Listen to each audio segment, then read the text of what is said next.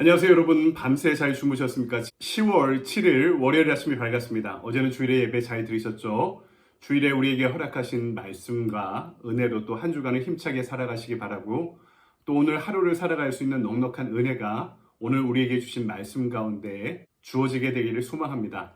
오늘 우리에게 주신 말씀은 요나 2장입니다. 1절부터 10절까지 좀 긴 구절인데요. 요나의 마음을 느껴보면서 한번 말씀을 들어보시기 바랍니다. 요나가 물고기 뱃속에서 그의 하나님 여호와께 기도하여 이르되, 내가 받는 고난으로 말미암아 여호와께 불러 아뢰었더니 주께서 내게 대답하셨고, 내가 스올의 뱃속에서 부르짖었더니 주께서 내 음성을 들으셨나이다. 주께서 나를 깊음 속 바다 가운데 던지셨으므로 큰 물이 나를 둘렀고 주의 파도와 큰 물결이 다 내 위에 넘쳤나이다. 내가 말하기를 내가 주의 목전에서 쫓겨났을지라도 다시 주의 성전을 바라보겠다 하였나이다. 물이 나를 영혼까지 둘러싸우며 깊음이 나를 에워싸고 바다풀이 내 머리를 감쌌나이다. 내가 산의 뿌리까지 내려갔사오며 땅이 그 빗장으로 나를 오래도록 막았사오나 나의 하나님 여호와여, 주께서 내 생명을 구덩이에서 건지셨나이다.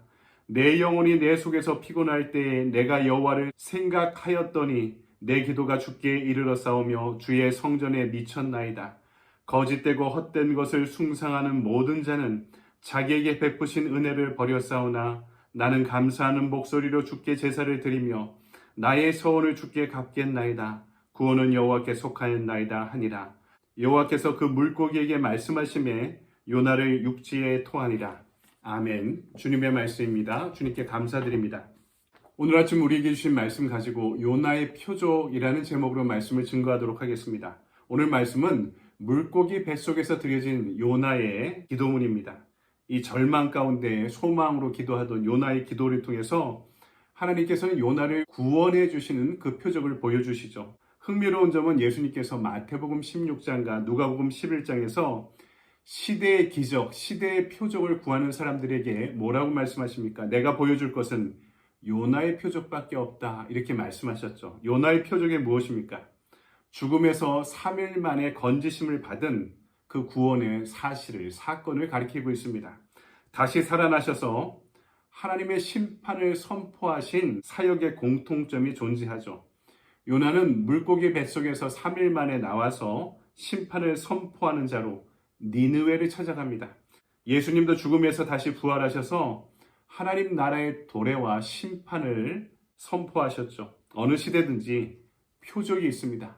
이 표적을 통해 그리스도의 복음은 전파되고 있습니다. 지금도 하나님은 이 표적을 통해 이 땅에 많은 사람이, 모든 사람이 구원받기를 원하고 계시는 것이죠. 오늘 말씀은 먼저 요나의 표적이 무엇인가? 그것은 악한 세대에 구원을 선포하는 하나님의 은혜를 보여주고 있습니다. 여러분, 요나의 표적이 왜 필요합니까? 세상이 악하기 때문입니다. 세상은 악한데 우리는 너무나 연약하기 때문입니다. 악한 세상에는 요나 같은 사람, 자신의 뜻을 돌이켜서 악한 시대에 하나님의 구원을 선포하는 이들을 필요로 하고 있는 것이죠. 한때 한국 사회가 연쇄 살인범 강호순으로 인해서 떠들썩한 적이 있었습니다. 무서운 점이 있었는데요. 같은 연쇄 살인범이었던 유영철이 여성이나 사회에 대한 적대감이나 분노로 살인을 저지른 것에 비해서 강호순은 살인 자체를 즐겼다는 점이었습니다. 강호순의 등장이 바로 한국 사회의 사이코패스 범죄의 시작을 알리게 되었는데요. 프로파일러가 활동하는 계기가 되었던 것입니다. 사람들이 이 사건에 충격을 받은 이유는 뭐냐면 사회가 안전하지 않다, 세상이 무서운 곳이라는 것을 이 연쇄살인 통해 깨닫게 되었다는 점입니다. 여러분, 잔혹한 범죄만이 아닙니다. 지구온난화의 영향으로 인해서 바이러스가 활성화되면서 전 지구적인 팬데믹을 우리는 지난 3년간 경험하지 않았습니까? 또 세계 도처에서 외교력이 부재하면서 물리적인 충돌과 전쟁이 일어나고 있습니다. 이 여파로 지금 세계 경제가 휘청이고 있죠. 사회적인 부조리와 악이 만연하다 보니까 한쪽에서는 오히려 사람들이 종교적 가치에 새롭게 눈을 뜨기 시작하고 있습니다. 종교에 대한 새로운 기대를 하기 시작하고 있고, 또 반대편에서는 젊은이들이 종교가 이제는 더 이상 필요 없다, 신이 더 이상 필요 없다라는 세속화가 극단적으로 강화되고 있는 시점입니다. 그런데 이 시대의 한편에서 종교에 대한 새로운 기대감을 품고 있는 사람들의 마음은요, 과거처럼 교리적인 관심은 더 이상 아닙니다. 세속사회가 강화되면서 예수를 믿어도 교회는 안 믿는다라는 가난한 성도들이 점점 늘어나고 있지 않습니까? 그래서 교리나 종파보다 종교가 갖고 있는 본연의 가치와 신비, 그리고 영성에 대한 관심이 깊어지고 있는 실정입니다. 그래서 많은 종교학자들이나 사회학자들은 새로운 종교적 가치가 도래하는 시대가 되었다라고 표현하고 있기도 합니다. 이 어려운 시대에 요나의 표적은 무엇입니까? 오늘 우리가 이 악한 시대의 절망의 뱃속에서 하나님께 회개하고 돌이켜야 함을 분명하게 알려주고 있는 것입니다. 내가 추구하던 가치, 내가 죽지 않아서 하나님과 반대편에 있던 나의 욕망을 내려놓고 다시 본류로, 원류로, 그리스도로 돌이켜 회개해야 한다는 사실을 알려주고 있습니다. 그것만이 바로 이 시대에도 하나님의 구원이 여전히 지속되고 있다는 것을 우리가 경험할 수 있는 출발이 되기 때문입니다. 헤일 셀라시라는 역사학자가 이렇게 말했습니다. 인류 역사를 살펴볼 때 악의 승리가 가능했던 이유는 활동할 수 있었던 사람들의 태만, 더 잘 알아야 했던 사람들의 무관심, 가장 중요한 시기에 침묵으로 일관했던 정의의 목소리 때문이었다. 여러분, 이 세상의 악은 많은 사람들의 무관심과 행동하지 않음으로 인해서 더욱 만연해 가고 악이 승리하는 시대가 되는 것처럼 보이고 있습니다. 우리 세대는 주님께서 악한 세대라고 표현하신 그 시대의 범주를 따르고 있습니다. 그렇기 때문에 더욱더 예수님께서 당시의 사람들에게 말씀하신 요나의 표적이 절박하게 필요한 시대가 되었다는 것입니다. 두 번째, 오늘 말씀은 요나의 표적이라는 것이 기적 자체가 아니라 이 표적이 가리키고 있는 것이 더 중요하다는 것을 알려주고 있습니다. 그것은 바로 우리의 믿음의 대상인 예수님을 가리키고 있다는 사실입니다.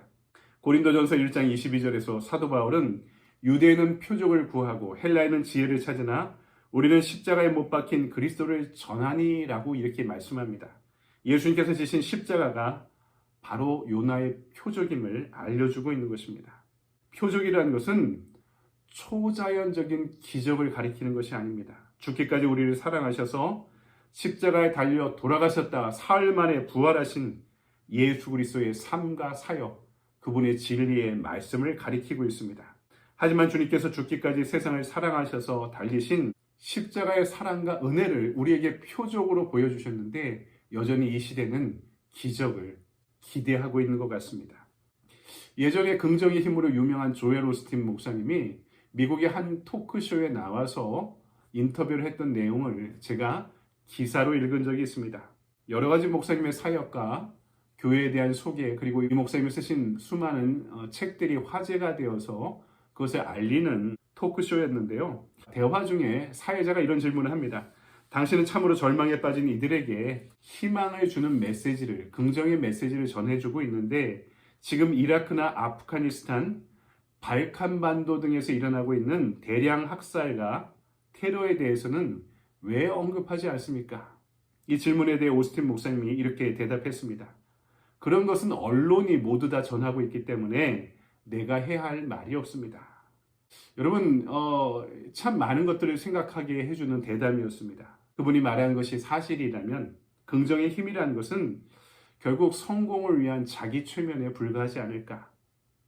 긍정의 힘에서 십자가의 복음, 우리 세상의 부조리와 악에 대응하는 그것을 예수님의 십자가로 극복하고자 하는 십자가의 복음이 빠지면 예수님께 표적을 기적으로 원했던 그 사람들의 마음이 그 가운데 그대로 드러나고 있는 것은 아닌가 하는 생각을 하게 되었습니다. 악한 세상에서 스스로 요나의 표적이 되시면서 고난당하는 백성들을 위해 십자가를 지신 예수님의 삶과 살기 빠진 긍정의 힘은 기적을 바라는 기독교인들의 긍정의 심리학에 불과한 것은 아닐까요? 오늘 요나가 경험한 구원의 표적이 일어난 이유가 무엇입니까? 죽어가는 백성의 자리를 피하다 죽게 된 요나를 다시 세우신 하나님의 은혜가 드러난 사건이기 때문입니다. 여러분 말씀을 정리합니다. 맥스 루케이도가 쓴 예수님처럼이란 책에 이런 대목이 나옵니다. 예수님께서는 악 속에서 선을 찾으셨을 뿐 아니라 고통 속에서 뜻을 찾으셨다. 예수께서 체포 현장에서 말씀하신 98개의 단어 중에 30개의 단어는 하나님의 뜻에 관한 것이었다. 예수님은 악한 세상에서도 선을 찾으셨고 고난 가운데서도 아버지의 뜻을, 하나님의 뜻을 찾으셨다고 증언하는 것이죠. 마치 악한 니느웨를 피해 다시스로 도망가던 요나가 물고기 뱃속에서 하나님의 마음을 느끼고 회개한 것처럼 어떠한 상황에서도 하나님의 뜻을 찾고 구원을 위해 헌신하는 저와 여러분의 하루가 되기를 소망합니다. 이것이 바로 주님께서 말씀하신 요나의 표적인 것입니다. 그 표적을 찾고 경험하는 저와 여러분의 믿음의 길이 되기를 소망합니다. 아멘. 적용의 질문을 볼까요? 오늘 악한 시대의 절망의 뱃속에서 내가 돌이켜 회개해야 할 것은 무엇입니까? 그 가운데 하나님의 구원의 뜻을 찾기 위해 내가 해야 할 일은 무엇입니까? 악한 시대에 대해서 무관심하고 행동하지 않고 분별하지 않으려던 우리의 죄를 회개해야 할 것입니다. 그 가운데 스스로의 뜻을 돌이켜 죽음에서 일어나 하나님의 복음을 위해 헌신했던 요나의 표적이 오늘 우리의 삶 가운데 이루어져야 할 것입니다. 액션 플랜입니다. 이 시대를 향한 회개와 감사의 기도문 쓰기. 오늘 우리가 읽은 요나 2장은요. 물고기 뱃속에서 이뤄진 요나의 회개와 감사의 기도문입니다. 오늘 말씀을 기억하면서 여러분 하루를 보내며 회개와 감사의 기도문을 한번 써보시기 바랍니다. 오늘도 이 요나의 표적 가운데 주님의 말씀 붙잡고 살아가는 여러분의 복된 하루 되시기 바랍니다. 좋은 하루 보내십시오. 여러분 감사합니다.